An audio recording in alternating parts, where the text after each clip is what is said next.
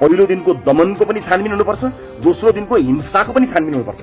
बच्चाका टाउकोमा ताकी ताकी गोली हान्ने गृहमन्त्री प्रधानमन्त्रीहरू कारबाहीको दायरामा तत्काल आउनुपर्छ। देशका संरचनाहरूमा ताकी ताकी आगो झोस्नेहरू पनि तत्काल कारबाहीको दायरामा आउनुपर्छ। सही बाटोमा हिँडेको खण्डमा सरकारको सफलताका लागि आफ्नो सबै शक्ति र सामर्थ्य प्रदान गर्ने वचनका साथ मेरा केही मागहरू छन्। 1. 2046 सालपछिका नीतिगत लगायतका सम्पूर्ण निर्णयहरू र उच्च पदस्थको सम्पत्ति छानबिन हुनुपर्छ। 2.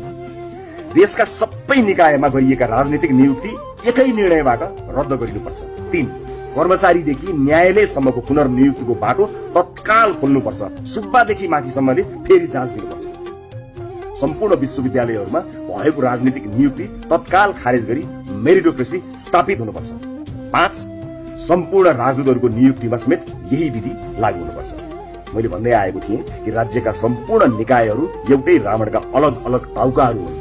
रावणका यी अलग अलग टाउकाहरूमध्ये एउटा टाउको पनि बच्यो भने रावण बचेको ठहर्छ। यी चीजहरू हुन सकेन भने जनताको आन्दोलनमाथि विश्वासघात हुन्छ। मलाई विश्वास छ समयमै निर्वाचन हुनेछ।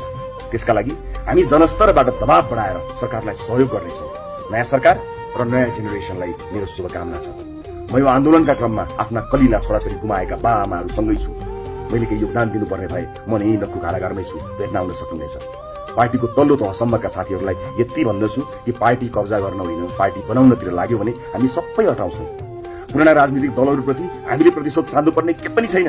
उनीहरूले जति जाने त्यति गरे। इतिहासका विभिन्न कालखण्डमा यो देशमा परिवर्तन ल्याउन उनीहरूले गरेको योगदानलाई सम्झेर पनि हामीले प्रतिशोधको भावना त्याग्नुपर्छ। स्वस्थ चुनावी प्रतिस्पर्धाबाट उनीहरूलाई हराउन सक्ने ल्याकत हामीले राख्नुपर्छ। सके एक्लै, नसके सबै नयाँहरू एक ठाउँमा मिलेर। देशभरका सम्पूर्ण पार्टी पङ्क्तिलाई प्रशासनसँग समन्वय गरी पुनर्निर्माणमा श्रमदान गर्न म हार्दिक अपिल गर्दछु। नमस्कार।